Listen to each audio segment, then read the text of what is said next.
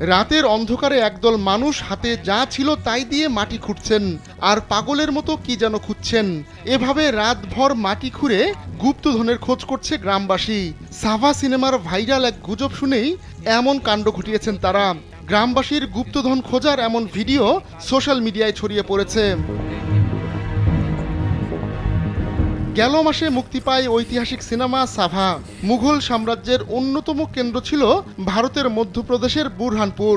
India টুডের বরাতে financial express জানাচ্ছে, সেই বুরহানপুরের আশিরগড় দুর্গের কাছে স্বর্ণের মুদ্রা মাটি চাপা দিয়ে রাখা হয়েছে, এমনটাই ওই সিনেমায় দেখানো হয়।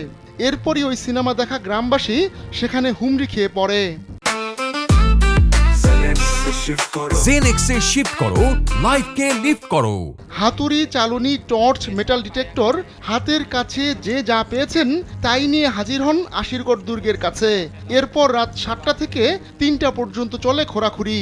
ওই ঘটনার ভিডিও ভাইরাল হয়ে যাওয়ার পর ঘুম ভাঙে প্রশাসনের। তড়িঘড়ি ঘটনাস্থলে পৌঁছায় তারা। সেখানে গিয়ে তারা গর্তের পর গর্ত দেখেন। এ ঘটনার পর অবৈধ খোঁড়াখুড়ির উপর সতর্কতা জারি করেছে পুলিশ। ওই গুজবের কোনো ভিত্তি না থাকলেও গ্রামবাসী সিনেমায় দেখানো ঘটনাকেই সত্য বলে মেনে নিয়েছে। যদিও ঐতিহাসিক বিভিন্ন তথ্য প্রমাণ এমন ইঙ্গিত দিচ্ছে যে বুরহানপুরে সত্যি স্বর্ণ পুঁতে রাখা হয়ে থাকতে পারে। মারাঠা শাসক ও ছত্রপতি শিবাজী মহারাজের ছেলে সম্ভাজি মহারাজের জীবনী নিয়ে সাভা সিনেমা বানানো হয়েছে।